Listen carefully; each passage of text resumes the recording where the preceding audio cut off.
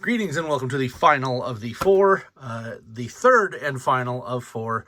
I'm not opening this, as I've said prior, because I want one in package, and I have four other ones that I have of the Ultimate Warrior. They love using the Ultimate Warrior. Pretty much, the second they lost the Macho Man Randy Savage license, they've been chunking out Hogans and Warriors like crazy. I think they might have lost the Roddy Piper as well, because I haven't seen too much of him either. The families start getting real greedy after a while, and there's a problem. So before we get to Nikolai Volkoff here, let's get to that.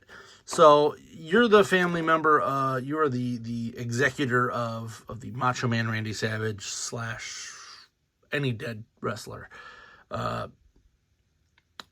You get a standard amount for likeness rights that goes to you because it's so many years after that person died. The likeness rights are not in public domain or anything like that. They want more money, or they have a problem with something. Roy Scheider from Jaws, Sequest, all that. His family won't let NECA make a Jaws figure of him because they make their stuff in China, and they're extremely against that. And they've always been that way. This is nothing new. And I'm actually fine with that. But at a certain point, China's the only places that make action figures. So you can't be like, hey,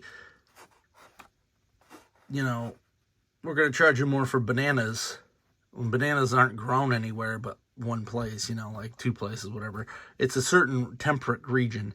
What I'm getting at is these families are kind of, I don't know if greedy is the word, or they just get very up their own ass about stuff. And the Macho Man Randy Savage people, I think they just don't like, I don't know what's going on there. But they pulled the license from like everybody. I think only, the Bendies, Major Bendies has their license. They pulled it from WWE. Like, you can't use them on anything. The problem with that, and this is why, is same thing with news sites. When you pull something out or you make something behind a paywall, it loses, I don't know if coverage is the word. People forget about it. And we don't have Slim Jim commercials going on right now. We don't have a lot of stuff. But you know what we do have? We have 8 billion Hulk Hogans and Ultimate Warriors, because their family, Hogan until recently, still alive, just did not care and would take $1 for his likeness rights. But that meant more kids are seeing it, and more kids grew up to more adults, and eventually you are going to be forgotten. That is what the roundabout. Nothing political here.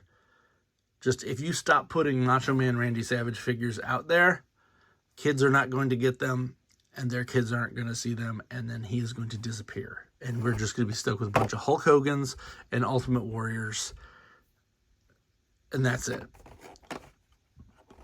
So just put that out there. Now we're going to get into Nikolai Volkoff. Final one that I'm opening of these. He is, of course, the stereotypical Russian dude that the Americans have to fight.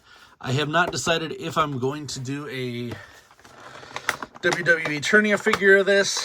I might, and just get him a hammer and a sickle and just call it a day, and call him, Communor or something like that. But I kind of like Nikolai Volkoff. I wasn't really huge into the character at the time, but looking back, I've started really liking the ones that are like everyone loves Sergeant Slaughter, but I really loved it when he defected to the enemy. That just makes me laugh. Chest doesn't look like there's anything different there. I don't believe he's got any tattoos or anything, so we're not going to bother with that. You can take the what is this hat? It's a hat. You can take that off. I'm just trying to see if there's a specific way this is supposed to go on, because I think that looks a little better. And then he does have his red waist, which I think it's weird when they do this. I mean, I get it because it's supposed to be underwear, not that, but I don't know. Then he's got his striped socks that go up to his red knees. Very interesting brown shoe. I don't think I've seen that yet on one of these figures. Most of the time they're black, red, or white. Don't see too many browns out there. And then he comes, of course, with the standard Masters of the Universe hands. Let's see what we got here.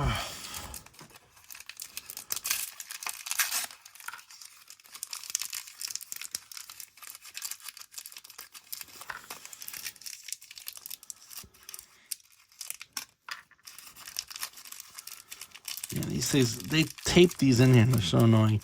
So his skin tone is a little bit redder than most, so you won't be able to use these on anything else, but it is the standard, as per usual, 2 splayed open hands and then 2 fists.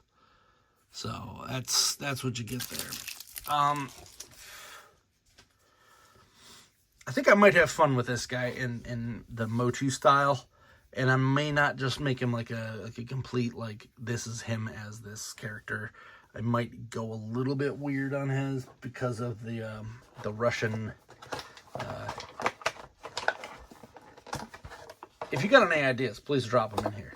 I would love to hear if he's got a specific finisher that makes a real fun Motu name. I know I'm still going on this line, even though I said I wasn't going to. But every time that I make one, I get real happy, and it fulfills a part of my body, because I love mixing things together, and I think I might be changing my username online to accommodate for that, because realistically, I'm tired of having to get arguments with people thinking I'm trying to be an alpha male.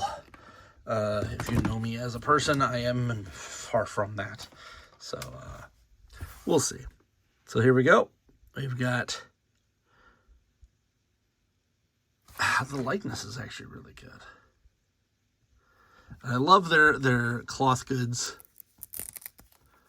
I've always loved these cloth goods. We're just going to take this off to see what's under here. It's just a standard Motu body.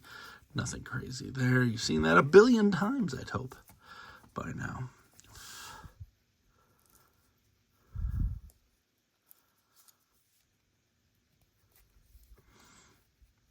And there we go. Nikolai Volkoff. He's another one to add to the list. I think I am going to do something real fun with him, so keep an eye out. I'm Alpha Magnus. These are toys.